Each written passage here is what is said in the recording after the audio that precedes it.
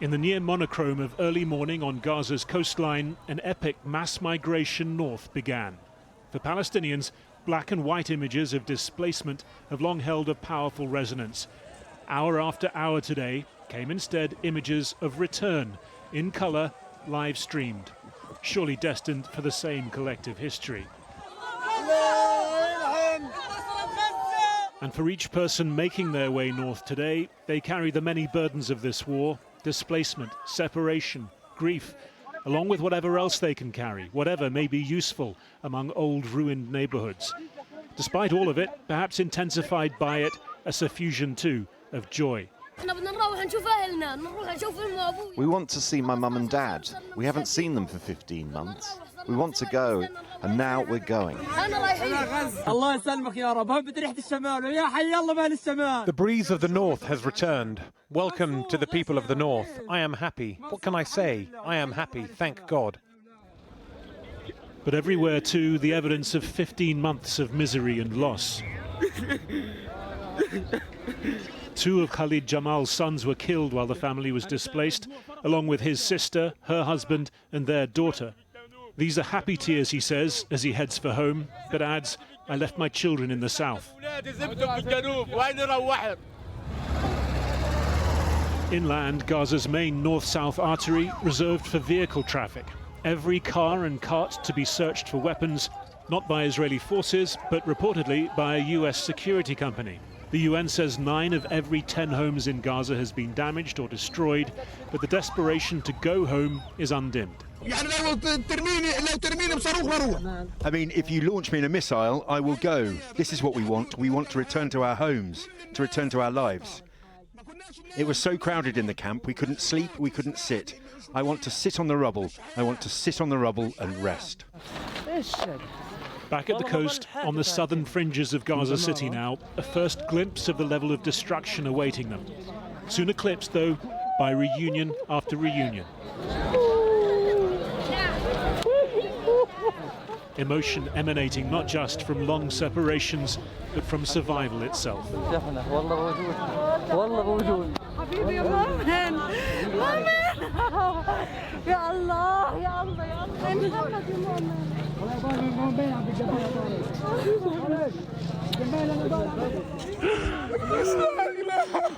Ibrahim and Mahmoud are twins. My brother, I missed you," says Mahmoud. "Oh God, how much I missed you." This was all meant to have played out on Saturday, but Israel had kept the checkpoints closed after Hamas failed to release a civilian hostage, Arbel Yehud. A new agreement will now see her, a soldier, Agam Berger, and one other captive released on Thursday, in addition to the releases scheduled for Saturday. Hamas also providing a full list of the 33 Israelis due to be handed over in this first phase of the ceasefire. The list from Hamas matches Israel's intelligence.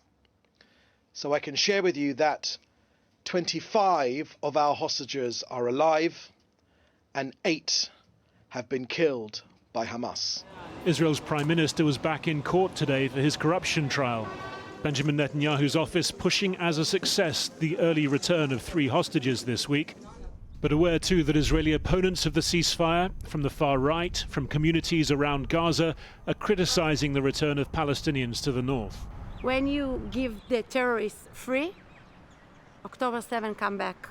Not now, in the future. One measure Israel is enforcing, a ban on the UN Palestinian aid agency UNRWA, inhibiting at least its ability to aid recovery in Gaza.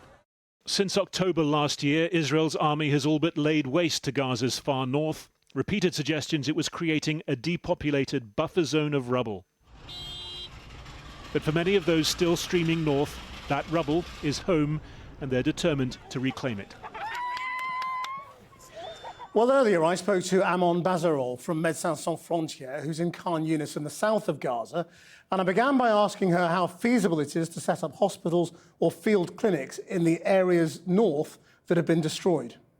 It's very difficult. We're looking at, we need some space, and that's the thing that is missing in Gaza City at the moment, especially with the number of people that are moving there now. So we're looking at expanding what is left of some of the hospital with some prefabs but that's going to be difficult.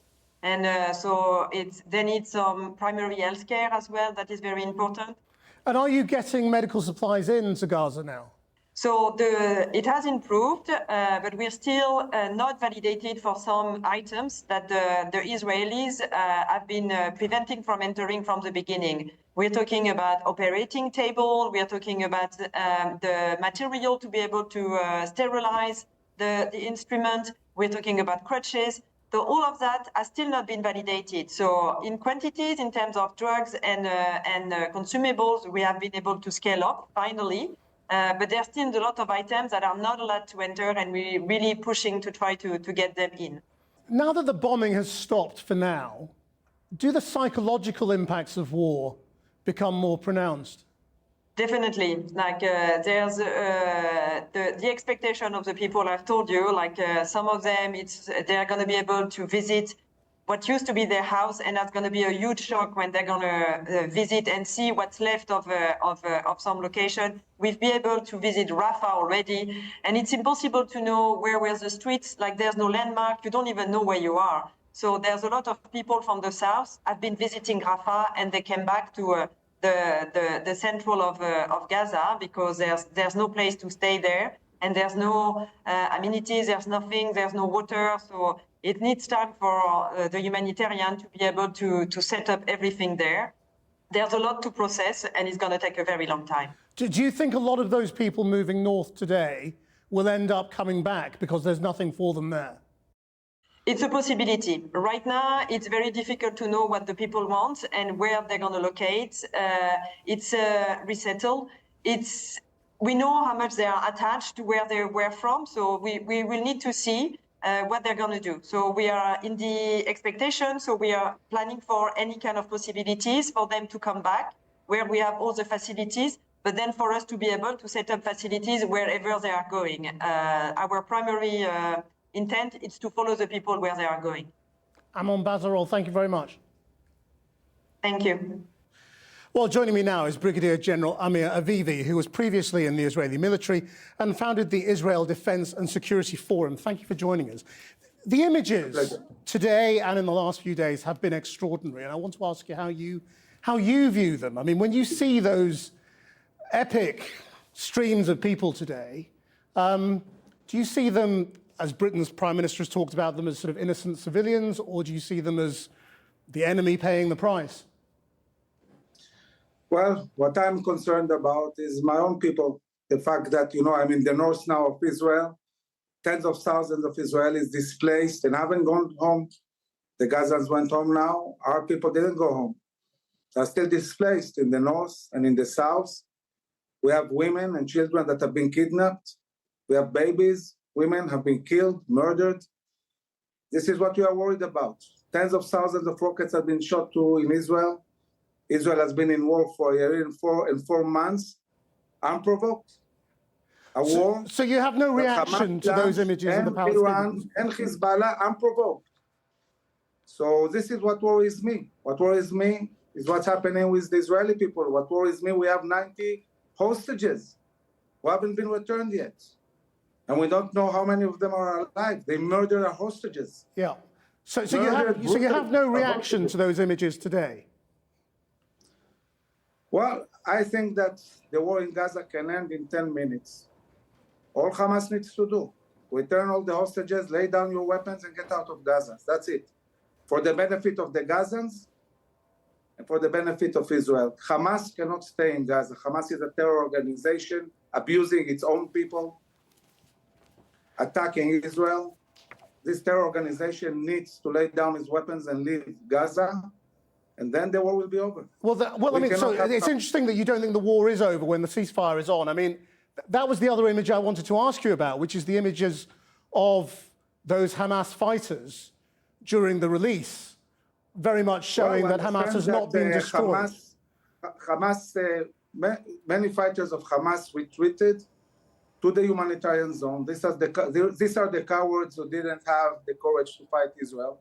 They retreated to the humanitarian zone dressed as civilians. And now that they are in a ceasefire, they take out their uniform, which they never fight with, by the way.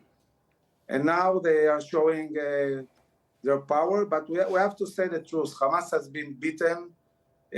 Most of their military capability has been dismantled, but yet Hamas is still controlling the Gaza. They're not destroyed, are they? Not completely, but let's say 80%. And the job needs to finish. Now they need to decide. What does that mean when you say the job needs to finish? What do you mean? Do you mean the war continues? You continue hitting Hamas? Or? Eradicate Hamas. Eradicate Hamas. So you break the ceasefire. Military entities. This is a clear goal of war that Israel set. We set 3 goals of war, very clear. Yeah. Eradicating Hamas as a governmental and military entity, bringing back all our hostages, and creating the terms in Gaza that never again there will be a terror army threatening Israel in Gaza. So just to be clear, are you opposed to the living ceasefire? in peace with the Gazans, but not Hamas. Hamas needs to go. Yeah, but just to be clear, are you saying the ceasefire is wrong then, and that the war should carry on? The ceasefire was signed as an agreement to release hostages. And obviously, in this agreement, Israel, unfortunately, is releasing murderous terrorists out of the prison, people who killed children and women. But this is part of the deal. What can we do? We want to release our hostages. But we don't know what will happen in the second stage. I mean, we are supposed to release now 33 hostages out of 90. It's not clear if Hamas is going to agree to release the remaining hostages, and if it's going to agree to get out of Gaza. And okay, Brigadier General, thank you very much. We'll wait and see what happens. Thank you for joining us.